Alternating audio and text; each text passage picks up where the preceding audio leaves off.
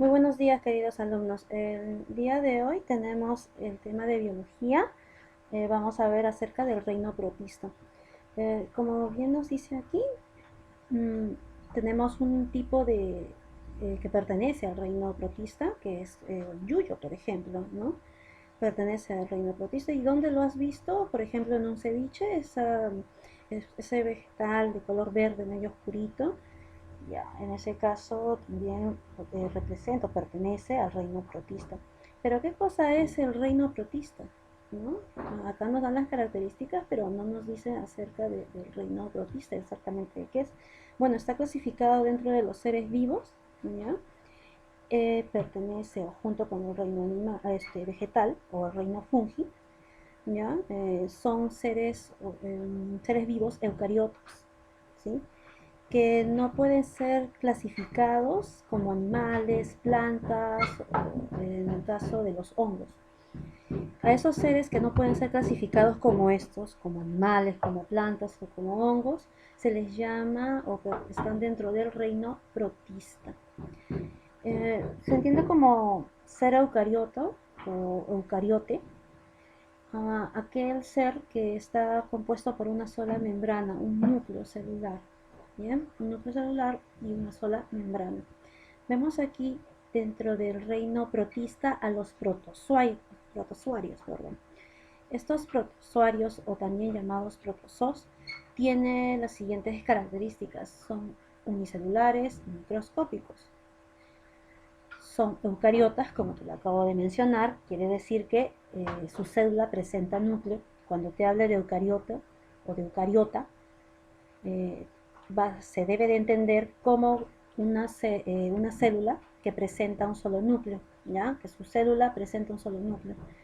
Presentan nutrición heterótrofa. ¿Qué quiere decir heterótrofa? Significa que estos seres buscan su alimento, ¿sí? No producen su propio alimento. Su producción puede ser asexual, reproducción puede ser asexual o sexual, es decir, puede ser sexual cuando intervienen dos gametos distintos, ¿sí? Masculino o femenino, o asexual cuando solamente necesita de un solo gameto. La importancia de estos protozoarios, ¿ya? Son que contribuyen a la fertilidad de los suelos, es decir, hacen que los suelos puedan ser fértiles para poder sembrar. Algunos viven en el tracto digestivo de animales, otros pueden causar graves enfermedades cuando ingresan dentro del ser humano de otro ser vivo. Se clasifican en los siguientes grupos. Pueden ser ciliados, que son de vida libre. Para movilizarse utilizan cilios, que son pequeños pelitos parecidos a pestañas. Uno de los ejemplos es el paramecium. También tenemos el tipo de los sarcódinos o sarcodinos. Algunos son de vida libre, no todos. Algunos pueden causar enfermedades, quiere decir que no todos causan enfermedades. Para movilizarse utilizan estructuras similares a dedos llamadas pseudópodos. Un ejemplo de ellos es la ameba. Habrán escuchado de repente, quizás, tal vez, hablar acerca de las amebas como cerebros. Ya, dentro de los sarcodinos están este tipo de amebas, ¿no? La ameba come cerebros. Flagelados, estos para movilizarse utilizan uno o más flagelos. Cuando vimos la bacteria en la clase anterior, vimos que estas tenían en algunos casos una colita, a eso también le llamamos flagelos. ¿Ya? Entonces, en el caso de los flagelados, dentro de los protozoarios, dice que utiliza uno o más flagelos. Los flagelos son filamentos largos. Son los causantes de enfermedades. En este caso, estos sí causan enfermedades, como por ejemplo el mal de Chagas, ¿no? Su nombre científico sería el Trypanosoma cruzi. O la enfermedad de UTA, ¿ya? Que su enfermedad, el nombre científico que se le da a esta enfermedad sería el Leishmania peruviana. ¿Sí? Y los esporozoos. Estos esporozoos son parásitos obligados en diversos grupos de animales. Producen esporas, una célula que utilizan para la reproducción. También producen enfermedades como la malaria o el paludismo. Dentro de los protozoarios también tenemos a las algas. Las algas pueden ser unicelulares o también, como el ejemplo de la euglena, o pluricelulares, los que forman tejidos. Todas presentan clorofila. Recuerda que la clorofila es necesaria para poder realizar la fotosíntesis. Nutrición autótrofa, ¿sí? Quiere decir que producen su propia alimentación. ¿Mediante qué? Mediante la fotosíntesis.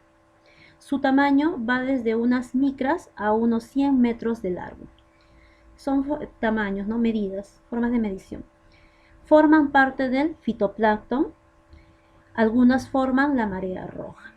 ¿Bien? Ok. Luego de tener este contenido, lo que vamos a realizar es la retroalimentación contestando las siguientes preguntas. ¿Sí? Completamos aquí estas 4 preguntas que son referentes a estas, ¿no? A todo el contenido del libro. ¿Sí? Ya sabes que puedes guiarte de aquí, de este contenido, para luego hacer la actividad, puedes detener el video, para luego hacer la actividad del cuaderno. ¿Sí? Lo tienes allí. ¿Sí? Ok. Bien. Okay. Luego tenemos una pequeña lectura acerca del árbol de la quina, ¿sí? Y cómo este árbol pudo hacerle frente, con el cual se pudo combatir, ¿ya?, la malaria, el paludismo, una enfermedad que azotó el Perú, ¿sí? Hace muchos años. Y que, bueno, gracias a este árbol fue que se pudo combatir esta enfermedad. Bien. Luego completaremos el biograma, ¿sí? Completamos el biograma. Y por último vamos a desarrollar estas preguntas, a marcarlas según el contenido del libro, ¿sí? Y por último la tarea.